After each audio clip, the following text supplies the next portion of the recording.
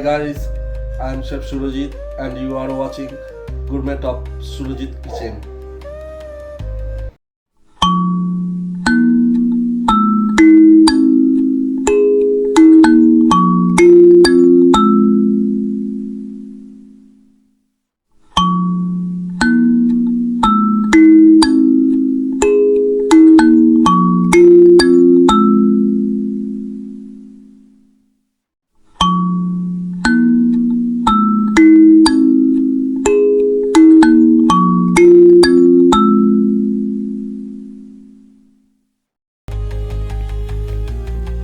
আজ আপনাদের বলবো মালপোয়ার গল্প, মালপোয়ার ইতিহাস।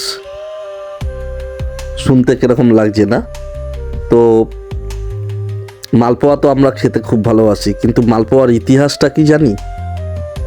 তো মালপোয়া গল্প শুরু হয় প্রায় 2000 বছর আগে। হ্যাঁ, ঠিক শুনছেন, 2000 বছর আগে।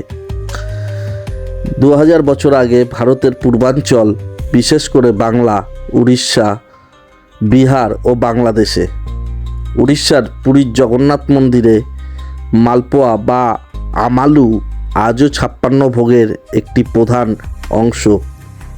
প্রাচীনকালে মালপোয়া বানানো হতো জব বা গমের আটা, ঘি আর গুড় দিয়ে। তখন দুধ ব্যবহার হতো না। পরে পারস্যের প্রভাব আসে মধ্যযুগে, আর সেই সময় মালপোয়ায় যুক্ত হয় দুধ, চিনি, এলাচের গন্ধ, আর তৈরি হয় আজকের মিষ্টি নরম রূপ। বাংলায় মালপোয়া সাধারণত চিনির শিরায় ভিজিয়ে রাবড়ির সঙ্গে পরিবেশন করা হয়।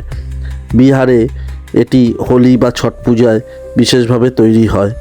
সমগ্র ভারতবর্ষেই মালপোয়া খুব জনপ্রিয় এবং জনপ্রিয় একটি মিষ্টান্ন। এবং এই মালপোয়া আমরা কৃষ্ণের জন্মাষ্টমীর যে ভোগ দেওয়া হয় তাতে অবশ্যই আমরা পরিবেশন করে থাকি। কৃষ্ণের যে জন্মাষ্টমীর ভোগের সাথে মিষ্টান্ন হিসাবে মালপোয়া। তো সারা ভারতবর্ষেই আমাদের এই মালপোয়া ছড়িয়ে রয়েছে এবং বিভিন্ন রাজ্যে বিভিন্নভাবে এটাকে তৈরি করা হয়। কেউ মাওয়া দেয়, কেউ মাওয়া দেয় না, গুঁড়ো দুধ দেয়, আবার কেউ শুধু সুজি দিয়েই করে। তো বিভিন্ন রাজ্যে বিভিন্নভাবে মালপোয়া তৈরি করা হয়। তো দেখা যাক কীভাবে মালপোয়া আমি করছি, সঙ্গে থাকুন।